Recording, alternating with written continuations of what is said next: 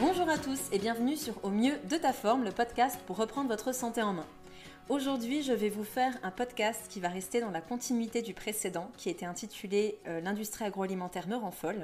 Parce qu'aujourd'hui, je ne vais pas vous parler directement d'industrie agroalimentaire, mais plutôt des enseignes qui se font passer pour des enseignes healthy, c'est-à-dire des enseignes qui vous proposent des produits à emporter ou à manger sur place sains, bons pour votre santé, alors que ce n'est pas du tout le cas.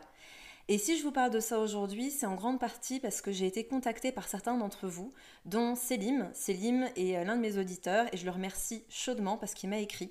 Il m'a envoyé un mail avec des photos d'aliments d'une certaine enseigne dont je ne peux pas donner le nom. Mais à la limite, peu importe le nom, parce que le but de ce podcast est de vous rendre vigilant aux étiquettes et aux produits qu'on vous sert, et surtout que l'on vous vend comme produits sains alors que ce n'est pas le cas. Et donc Céline m'a envoyé des photos de différents produits qu'il trouvait dans cette enseigne à 2 pas de son travail. Et j'ai pu faire ma petite analyse et je devais absolument vous partager ce que j'ai trouvé.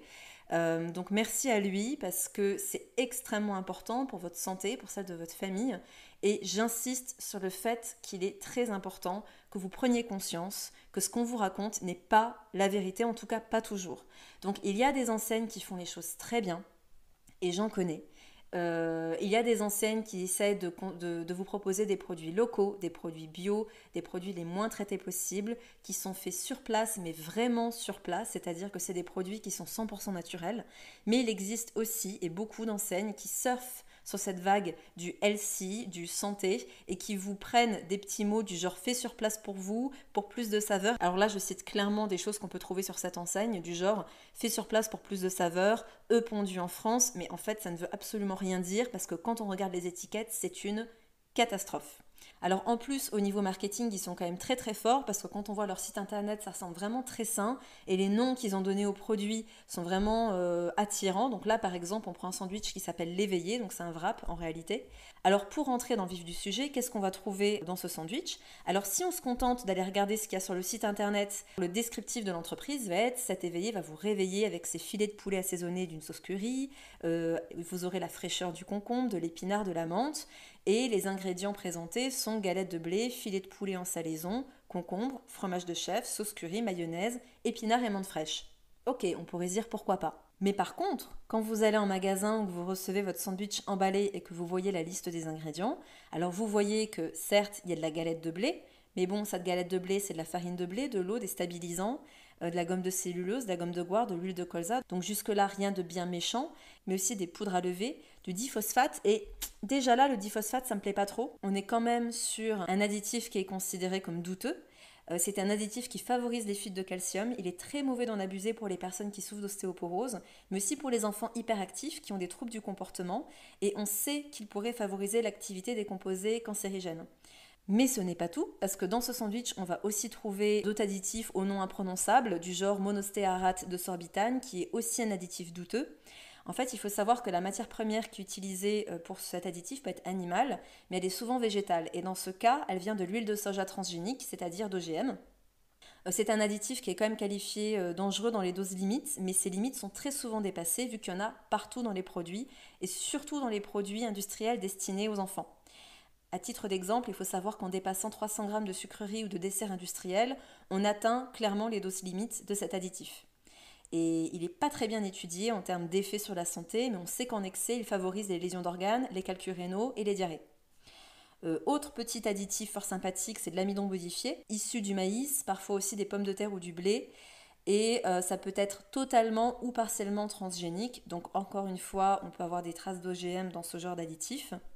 Et je pourrais m'arrêter là, mais je ne peux pas ne pas parler aussi de la présence de disulfide de potassium, qui lui en fait un dérivé potassique du dioxyde de soufre, donc vous voyez encore que c'est des noms à couper au couteau. Et c'est un additif qui est extrêmement mauvais, notamment pour les asthmatiques, parce qu'ils peuvent développer des spasmes au niveau des bronches. Ça peut être également la source de réactions allergiques, de maux de tête. Et encore une fois, ce dérivé de dioxyde de soufre peut favoriser les pathologies inflammatoires intestinales et donc l'altération de la muqueuse du grêle. Voilà, après bien sûr, on va avoir du sucre comme du sucre qui a été complètement fractionné, c'est-à-dire du dextrose, donc on est sur des sucres à index glycémique élevé, que le corps ne reconnaît pas du tout comme des aliments vrais. En fait, on est vraiment sur quelque chose qui a été craqué. Pour reprendre les termes d'Anthony Fardet, je vous renvoie encore une fois au podcast qu'on a fait ensemble. Et puis, alors il y a un truc qui est magique aussi, hein, on va avoir filet de poulet en salaison, origine hors UE. Alors, je fais la petite parenthèse sur le poulet hors UE. Très souvent, si ce n'est tout le temps, c'est un poulet qui vient du Brésil. Certes, c'est moins cher, mais il faut savoir que le poulet du Brésil sont des poulets qui ont été engraissés au soja et au maïs OGM, toujours. Ils ont une espérance de vie de 35 à 41 jours maximum.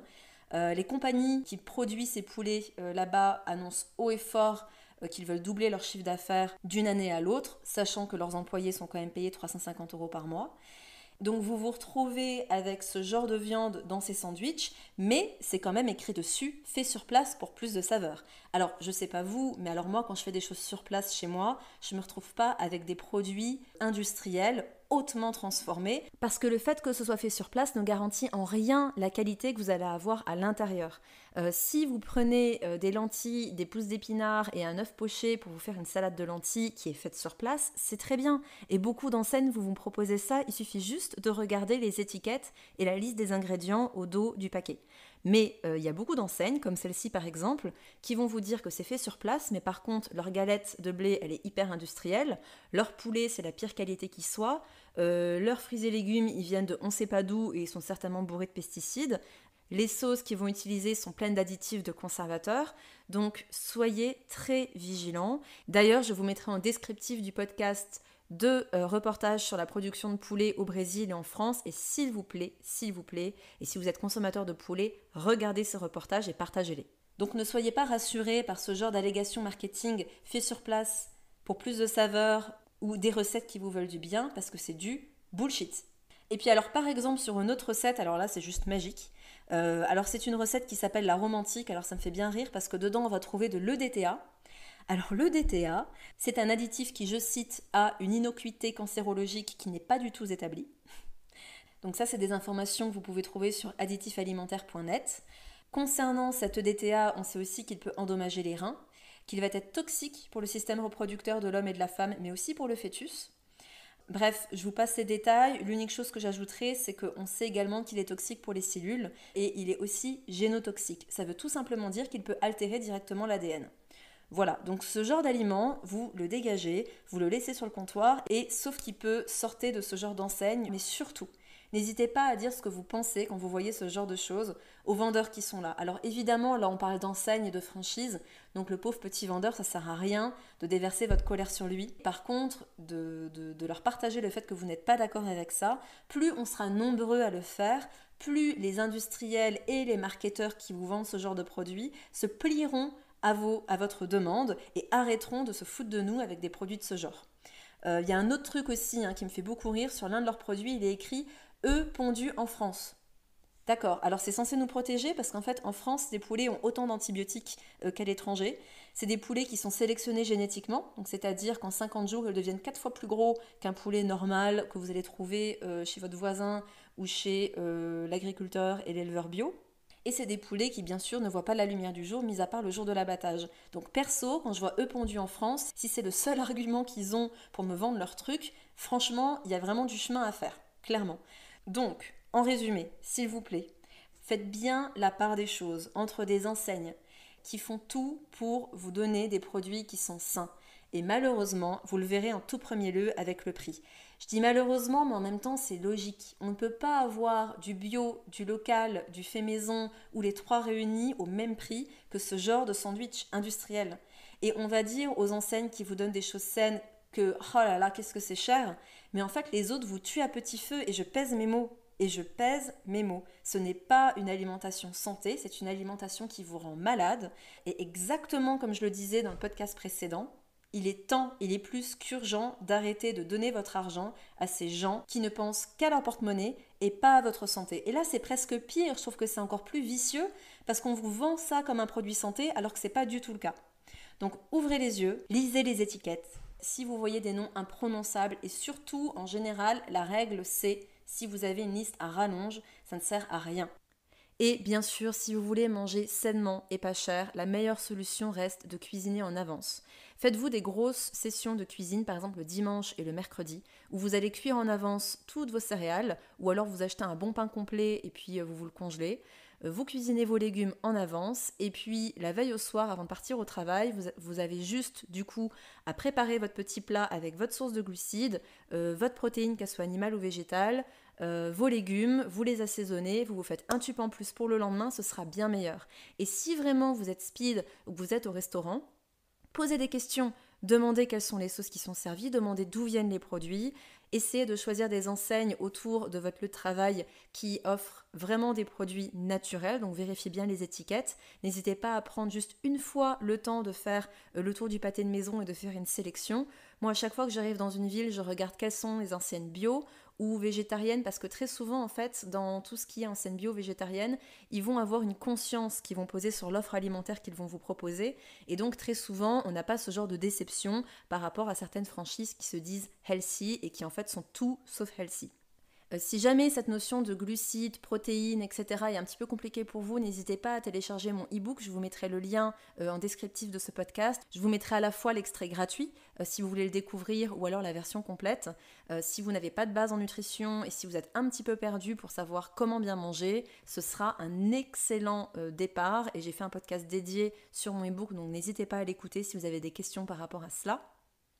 En descriptif de ce podcast, je vous mets évidemment les 2 documentaires sur la viande industrielle de poulet et également le site additifalimentaire.net qui est une très bonne référence quand vous vous retrouvez face à un produit où vous n'arrivez pas du tout à comprendre le nom de l'additif ou du conservateur. Avec ce site, vous pourrez avoir une analyse complète et détaillée. Voilà les amis, j'espère que ce podcast vous a plu, que vous avez appris des choses. Si c'est le cas, n'hésitez pas, et d'ailleurs je vous demande s'il vous plaît d'aller noter mon podcast sur Apple Podcast ou en tout cas de le partager pour plusieurs raisons. La première, je le répète mais je le répéterai jamais assez, mon but est de démocratiser l'accès à la nutrition et à la santé. Il y a beaucoup de conneries qui sont diffusées sur Internet, sur les réseaux, il y a beaucoup de fausses croyances dont on doit se libérer et mon but est vraiment de rendre tout ça plus accessible et de permettre à toutes les personnes de commencer à mieux manger sans forcément passer par des consultations. Je ne dis pas que les consultations doivent être éradiquées, j'en fais toujours, mais on peut vraiment diffuser des informations santé bénéfiques à tous et à tous les âges.